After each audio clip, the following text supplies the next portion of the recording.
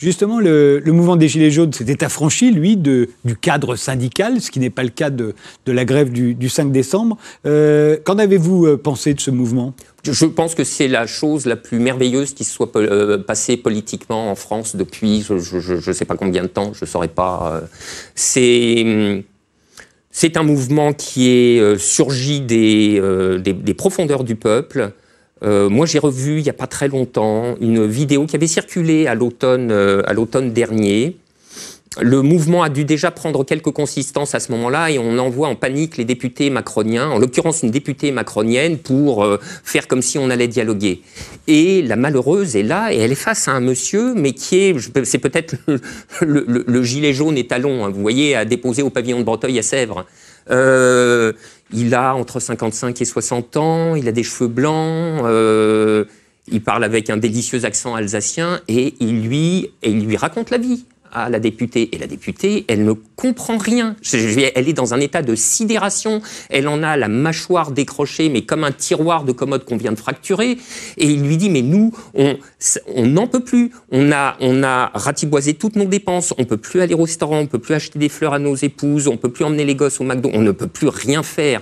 Et c'est vrai qu'on en était là avec les Gilets jaunes. Je veux dire, le film de Ruffin, il montre des choses extraordinaires tout de même. Il montre des gens qui sont insérés dans le salariat, qui ont une baraque, une voiture, etc., et dont le frigo est vide, et qui peuvent manger une fois tous les 2 jours, parfois même tous les 3 jours, en France, en 2019. Pas le fin fond de la misère des sans domicile fixe. C'est totalement ahurissant, une situation pareille. Et c'est ça qui était en train de remonter. Et la particularité du mouvement, c'est qu'il a fait exploser tous les cadres.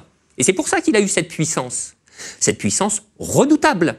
Et moi, j'ai trouvé, il n'y a pas longtemps, dans un article, un propos, je cite l'article d'un ponte de La République En Marche, qui était rapporté donc, et qui disait « Mais moi, je préfère de loin avoir 1 million de personnes dans une manifestation syndicale, un truc bien cadré, dit-il, un truc bien cadré, plutôt que 100 000 gilets jaunes, on ne sait pas d'où ils sortent, on ne les maîtrise pas. » Alors ça, oui, ça lui fait peur. Donc, je veux dire, ce ponte de La République En Marche, si vous voulez, il nous donne en creux la feuille de route. Il nous dit aussi que la manifestation du 5 décembre, encadrée par la CGT, est moins dangereuse à ses yeux et donc moins intéressante aux vôtres, j'imagine. Mais, ouais, écoutez, moi, il faut rendre hommage aux directions confédérales qui ont construit cette date. Une date, ça ne tombe pas du ciel, ça se construit. Il faut qu'il y ait des entités dotées d'un capital symbolique et politique suffisamment grand pour pouvoir appeler et être suivies. Donc ces dates, elles l'ont construite et il faut leur en savoir gré. Mais on ne peut pas ne pas voir que l'énormité des masses populaires qui vont rejoindre cette date arrive avec leurs idées à elles. Donc, cette manifestation qui a été lancée par les directions confédérales, je serais presque tenté de dire qu'elle ne leur appartient plus au bout d'un moment. En tout cas, elle ne leur appartient plus en totalité. Ce sont les gens qui s'emparent de l'événement et qui en feront ce qu'ils voudront.